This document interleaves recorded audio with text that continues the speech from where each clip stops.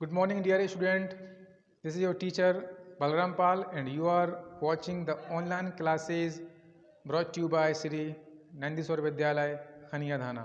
And today we are going to study class 10th Social Science, chapter 12, Indian Constitutions. Today we are going to study the following 4 points. First, 12.1, the need and concept of constitution. 12.2, formation of constituent assembly. 12.3, the drafting committee. And 12.4, preamble of the constitutions. My dear students, the basis of political framework of a country is specified in the constitutions of that country. In simple words, we can say, what is constitutions? Constitutions is basically a book of rules of a nation, of a state. The need and concept of constitutions. Constitution is needed for properly running the government and clearly defining the roles of functions of legislature, judiciary and administrations, so also for ensuring a balance and coordinations amongst them. So if we talk about the three basic pillars of a democratic country, first bureaucracy, judiciary and third है आपकी इसको अपन बोलते हैं विधायिका। तो जो संविधान के जो 3 अंग हैं अपने, कार्यपालिका, न्यायपालिका और विधायिका, असेंबली इसको अपन बोल सकते हैं, इनकी शक्तियों, कार्यों और दायित्वों का समावेश जिन उन नियम जो संहिता है उसमें है, उसी को अपन एक मोटे तौर पर कह सकते हैं कि यह संविधान है। तो हम संविधान के बारे में आज हम पढ़ने वाले हैं। पहला पॉइंट है अपना कि संविधान की आवश्यकता और उसकी अवधारणा। शासन व्यवस्था के सुचारू संचालन हेतु व्यवस्थापिका, कार्यपालिका और न्यायपालिका का गठन एवं उनके कार्यों और अधिकारों के सीमाओं को निर्धारित करने वाले जो नियम हैं उन्हें हम लोग, उनका एक समुच्चय रूप हो, उसको हम संविधान कहते हैं। तो इसको हमने हिंदी में देखा। And the second is the formation of constitute assembly, इसको अपन बोल सकते हैं हिंदी में संविधान सभा। कि संविधान सभा का जो है प्रारूप और जो गठन किस प्रकार का रहा, तो उसमें अपन देखते हैं Indian constitution has been drafted by a constituent assembly. मतलब क्या कि भारतीय जो संविधान का गठन एक संविधान सभा के द्वारा किया गया, which was formed by mutual consent of leaders associated with the freedom movement and the British administrations. मतलब क्या कि जो संविधान का जो सभा का गठन उन्हीं उसमें जो वही नेतागण थे जो कि भारतीय स्वाधीनता के आंदोलन में सक्रिय थे, और ब्रिटिश शासन का भी इसमें एक महत्वपूर्ण योगदान था। जब तक कि भारत की जो व्यवस्था है, जो स्वराज दिया गया था, उसकी व्यवस्था जमने तक, चुनावों से पहले तक की जो व्यवस्था है वो अंग्रेजों के हाथ में थोड़ी बहुत तो तब तक थी, और संविधान सभा में भी उनका ही उतना ही बराबर रोल था। इसमें एक महत्वपूर्ण बिंदु है cabinet mission 1946। This was a delegation comprising 3 members of British cabinet. कि ब्रिटिश संसद के जो 3 लोगों का एक प्रतिनिधि मंडल आया, जिसने सुझाव दिए। जुलाई 1946 में उन्हीं सुझावों के आधार पर भारत की जो संविधान सभा का गठन हुआ था, तो उसको कहा गया कैबिनेट मिशन 1946। इसमें क्या हुआ, the members of constituent assembly were elected by the members of provincial assemblies. 292 members were from provincial assembly. तो जब रियासतों का एकीकरण हुआ तो तो भारत जो देश है हमारा भारतवर्ष, उसको विभिन्न जो है उनको जिनको अपन कहा गया प्रोविंशियल असेंबलियों में बांटा गया। उस समय 292 प्रोविंशियल असेंबली थी और एक असेंबली से एक व्यक्ति को वहाँ से नामांकित किया गया, उनका चुनाव हुआ।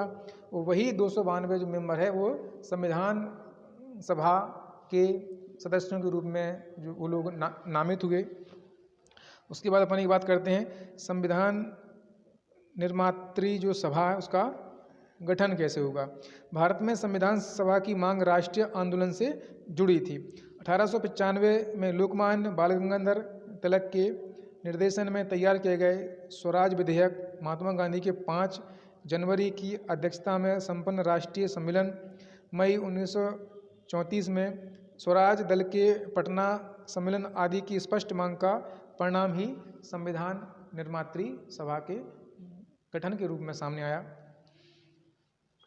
इसके बाद हम लोग इस पर विचार करेंगे ड्राफ्टिंग कमेटी। ड्राफ्टिंग जो कमेटी यानी कि प्रारूप समिति इसको हिंदी में कहा गया, ये क्या था।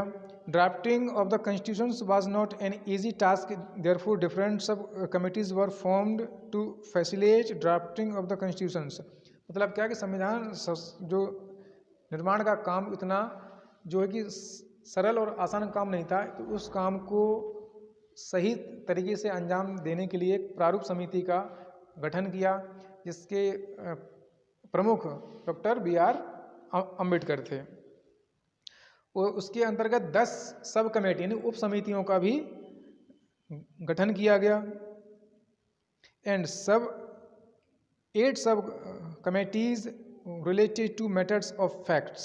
Important subcommittees were rules, business and drafting committee, steering committee, committee of fundamental rights, union power committee, minority rights subcommittee, etc.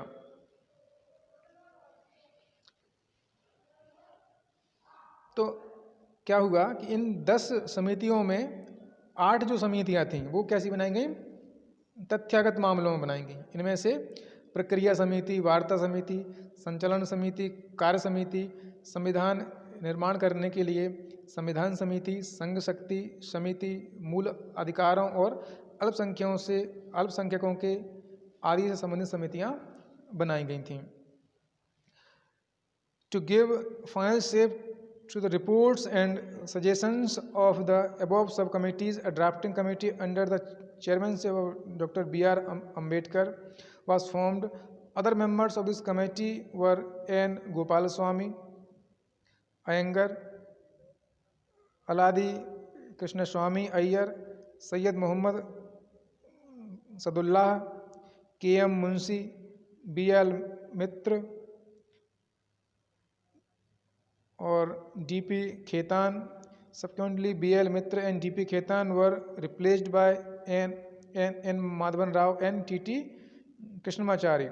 The draft of constitutions was submitted to the President of Constituent Assembly on 21st February 1948. Thereafter, detailed discussions were held in the Constituent Assembly.